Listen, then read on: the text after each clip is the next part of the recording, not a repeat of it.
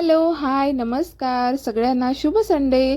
तर बऱ्याच लोकांचा प्लॅन असणार आहे आज बाहेर जायचा. तर सगळ्यांचा विकेंड खूप छान छान जाऊ आणि देवाने तो सफल करावं असं मला वाटतं. तर बघा, आज आहे आमचा सॅटरडे. तर सॅटरडेच्या दिवशी माझ्या मुलांचा दोघांचाही रिझल्ट होता. 2020 मार्क्सची त्यांची एक्झाम झाली. तर माझ्या मुलीला पडले आहे 98%. अजून काहीतरी आहे वरती, मला लक्षात नाही. आणि माझ्या मुलाला पडले आहे 75%. तर ज्ञानेशचं थोडंसं प्रॉब्लेम आहेच अभ्यासाचा. माझी मुलगी आहे ना, तिला न सांगता ती इतका छान व्यवस्थित अभ्यास करते. तिचं असं मी कधीच नाही तिला घेऊन बसले, कारण आता ती जेव्हा दुसरीमध्ये गेली ना, तेव्हापासून ती तिचा अभ्यास करत आहे. बऱ्याच वेळेस तिला काही नडलं तर ती मला विचारते. तर चला जाऊ द्या, आजचा विषय आहे की आपण आपल्या मुलांना म्हणजेच की आता तेच की अनुभव मुलांच्या वाटेला पेरायला हवेत का नको आपण आपले.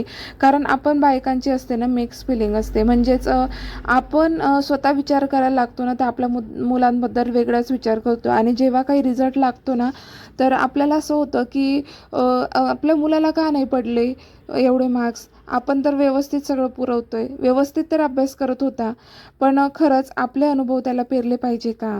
तर बघा, आपण आपल्या मुलांना काय शिकवतो आहे.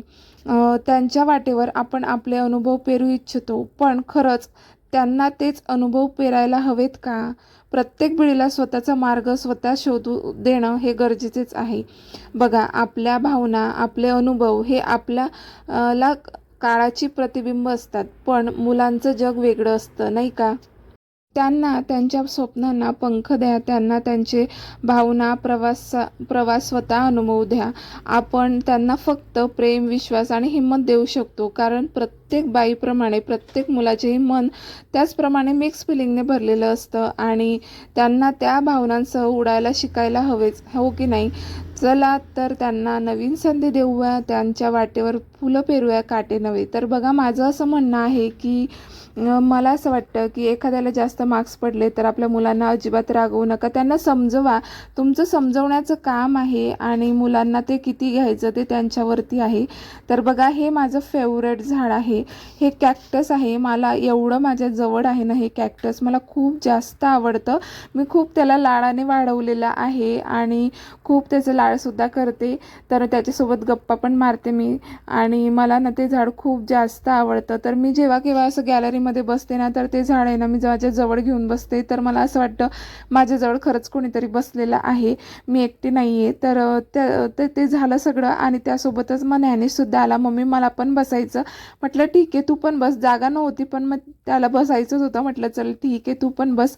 तर मी आज करते आहे लसूण साफ. तर खूप दिवसांपासून हा लसूण पडलेला होता, अगदी असाच. कारण मी गावाकडे गेली होती, तुम्हाला तर माहितीच आहे, उन्हाळ्यामध्ये सगळेजण गावाकडे जातात. त्यानंतर याच्याकडे माझं लक्षच नाही. घरामध्ये जेवढा लसूण होता तेवढा वापरणं झाला. नंतर जरा मी गॅलरीत गेली ना घ्यायला, तेव्हा मला लक्षात आलं की अरे, आपलं लसूण ना आहे अजून आणि तो खराब होत चाललाय. तर म्हटलं चला याला ना साफ करून ठेवावं लागेल, नाहीतर पूर्ण खराब होईल. आणि लसूणचं कसं असतं, दिवसेंदिवस त्याची किंमतही वाढत जाते. तर म्हटलं जो आहे तो व्यवस्थित ठेवूया.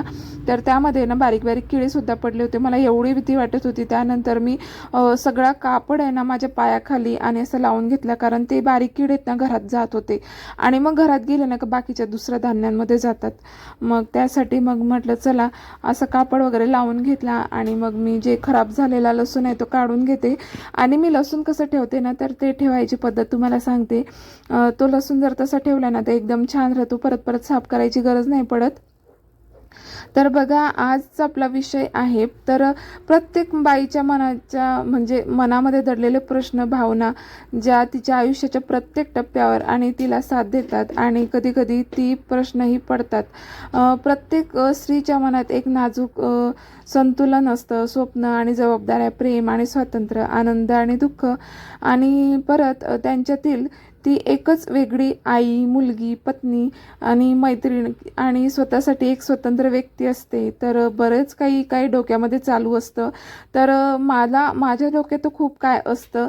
तर मला असं वाटतं सगळ्या बायकांच्या डोक्यामध्ये असं तसं असेल.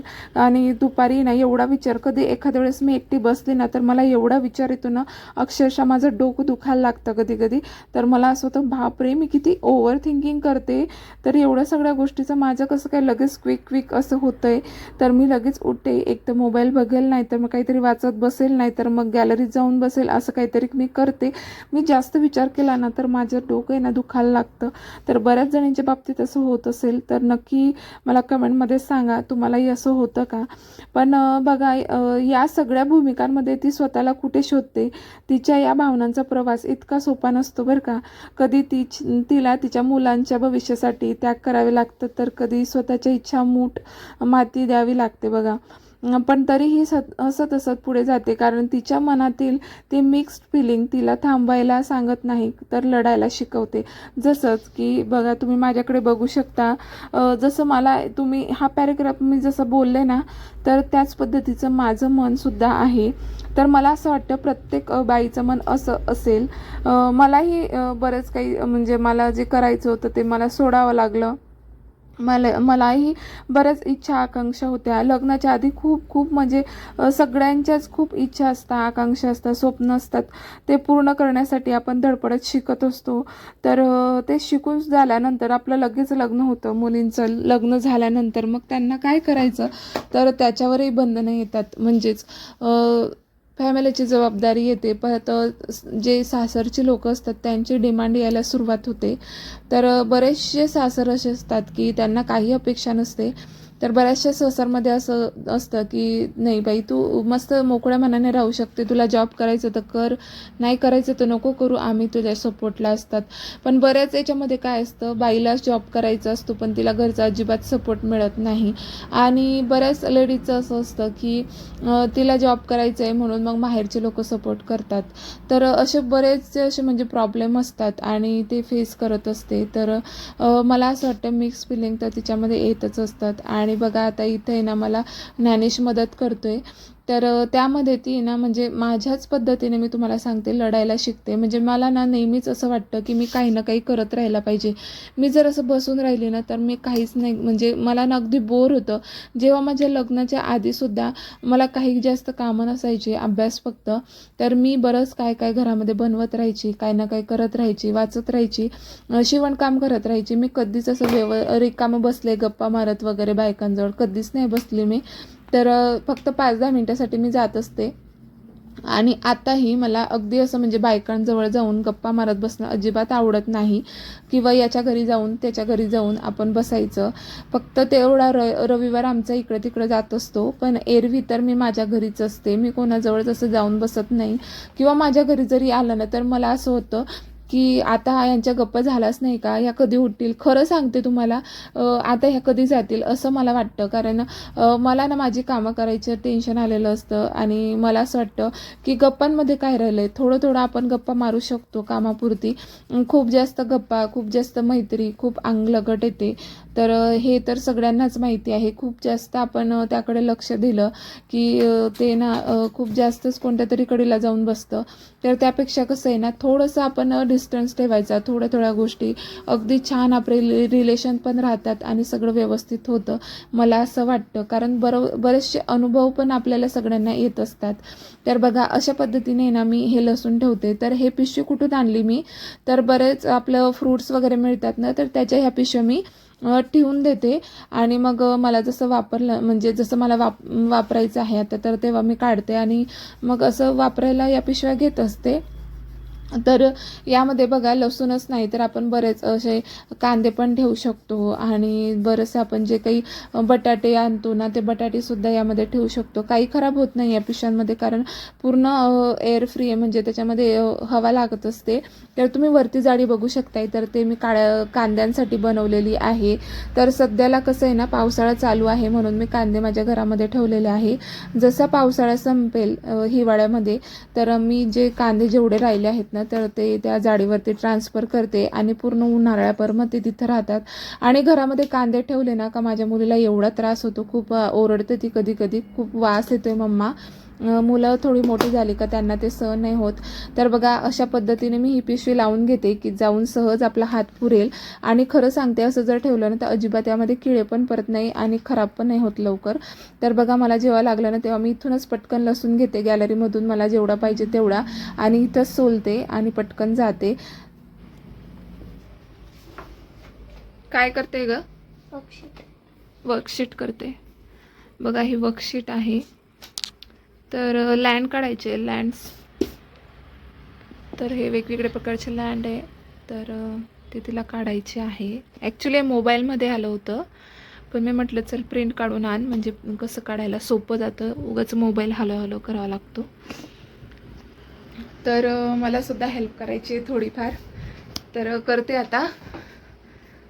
म्हणजे काय दुसरं काय नाही करायचं, थोडं मदत करायची आहे. आणि मदत म्हणजे थोडं तिला गाईड करायचं आहे, बस दुसरं काहीच नाही. बाकी ती व्यवस्थित करते सगळं.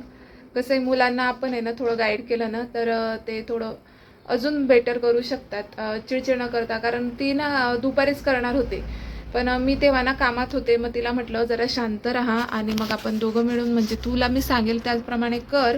कसं तिला पण करता येतं, पण काही वेळेस आहे ना काही गोष्टी नाही कळत मुलांना, तर ते सांगाव्या लागतात. तर तसंच मग मी तिला दुपारी सांगितलं की आपण संध्याकाळ करू वगैरे. तर कसं आरामात केलं, शांततेत केलं की ते चांगलं होतं. तर चला पटकन काय प्रोजेक्ट होतोय, काय झाला, तर मी तुम्हाला शेवटी फोटो टाकतेच कसा केला. तर असा होता आजचा ब्लॉग. आवडला असेल तर लाईक, शेअर आणि चॅनलला सबस्क्राईब करायला विसरू नका. तर भेटते नेक्स्ट व्हिडिओमध्ये. तोपर्यंत बाय. तर बघा अशा पद्धतीची वर्कशीट बनवते लँड्स फ्रॉम. तर वेगवेगळे प्रकारचे लँड्स आहेत. तर पूर्ण काही झाले नाही, पण बऱ्यापैकी करण्याचा प्रयत्न करते ती. तर अशी बनवते आहे. आणि कलर इतके छान आहे ना. तर हे कलर आम्ही डीमार्टवरून घेतले होते बघा. हे कलर आहेत. तर हे कलर कितीला मिळाले होते ग भूमी? बघा 249. तर काहीतरी 1-2 रुपये कमी होते, पण मग कसं वर्थ आहे हे.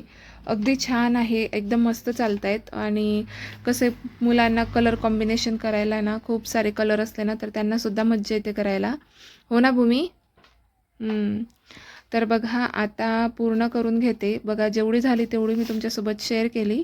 तर अशा पद्धतीने बनवलेली आहे वर्कशीट. तर नक्की सांगा कसं बनवलं आहे.